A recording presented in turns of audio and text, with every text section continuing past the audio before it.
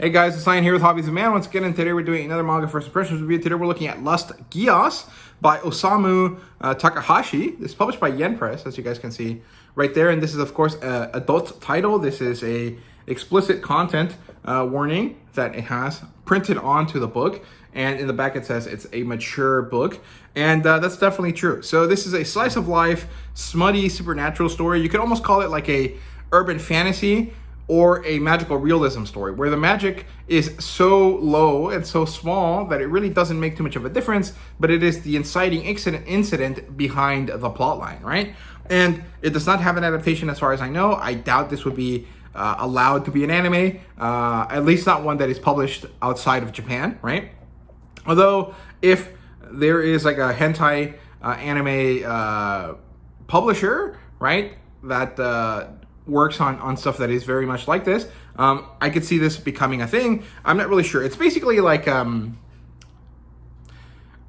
Euphoria, I guess, right? It's that sort of level of like debauchery and stuff like that, but the setting isn't necessarily rich high schoolers doing drugs. It's this occult kind of situation, right? So let me tell you about the premise here. So there's this character called Sota Takatsuki, and he has a neighbor whose name is Rika Amanome, and they have this really close relationship. They grew up together. They have been friends for their whole lives. And the thing is that in classic rom-com fashion, this character, the male character Sota, is in love with Rika.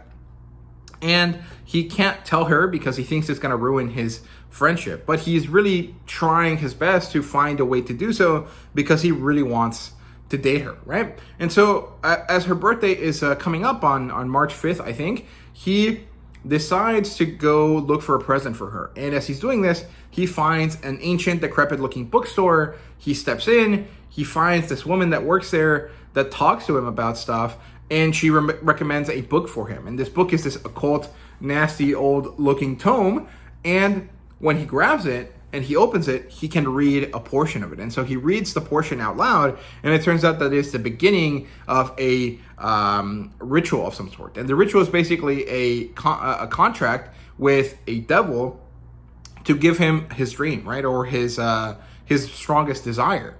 And when he hands this book off to Rika, who's a cult nut, she's someone that really likes it, she also gets this passage, and she is then accepting of the pact, and the curse is for both of them. And so she is someone that constantly needs to get off. She has this insane lust, right, created by this Geass, this contract.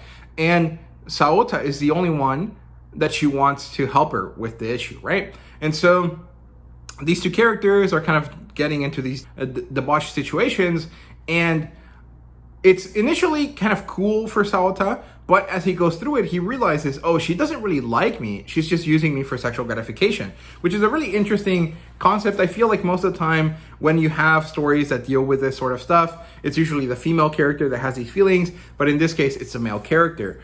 And so eventually, he figures out why this is, because she realized the curse. She accepted the pact, but it came with a certain level of issues, right? If the person that she loves, seeds her, let's say, in the least graphic way possible, she will die. And if she kisses him, in this case, Saota, her curse will also pass on to him. And so there's this, what is it? Was it Smile or something? There was like a movie, a horror movie that had the same kind of premise, where there was like a sexually transmitted horror disease, and it's the same kind of idea. If these characters do these things with each other in such a way, they might die from it. And so they're kind of stuck in the situation where they love each other, but their love or the physical manifestation of it in their carnal desires might lead to their deaths. And so what is the process that they have to do in order to get rid of it, right? They don't know. They're very concerned with this because, you know, they're cursed with lust for each other, but they also have a giant death flag flying above them. So the concept is really cool. I actually really enjoy it. There's quite a few kind of issues that I have with this. First of all, it could have just been a college age story. It didn't have to be a high school story, which I think is just due to a certain nature of Japan, of Japanese culture.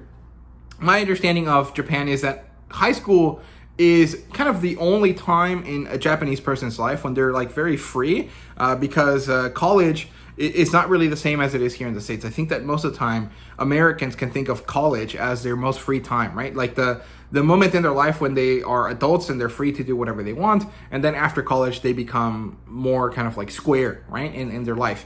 And my understanding is that Japanese people have the same feelings towards high school, which I think is also something that the US used to do back in the day, but it's been moving away from that, right? So the idea that it's in high school doesn't really particularly bother me, because it's not really any different from Glee or Euphoria or any of these other like very sexed up stories that deal with characters that are, technically underage, right? Even if they're portrayed by adult creators, right? Or actors. And this isn't real. So it doesn't really bother me in that sense. It's just like a bit squeamish and a bit annoying that it is always a high school character, right? The other kind of issue that people might have is just that it's a lot of fan service, and the story is actually not that like well plotted, if that makes sense. Like a lot of times it's just like, okay, let's start doing a plot and then derail it in order to get into the horny bits, right? And that's not great. I personally don't like that sort of writing. So I had a lot of issues with getting through this, because the plot line, even though it's pretty functional and it works, and you obviously have to suspend disbelief a lot for these types of stories, the fact that the actual plot between the characters wasn't really the main focus was a bit annoying to me.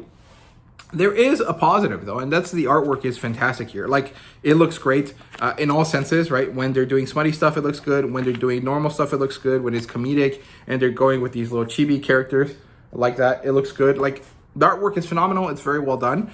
I'm just a bit annoyed with the way that the plot line is working out. And, on one hand, I can kind of forgive it because it's the first volume. And so in these first couple of chapters, you have to get people interested, right?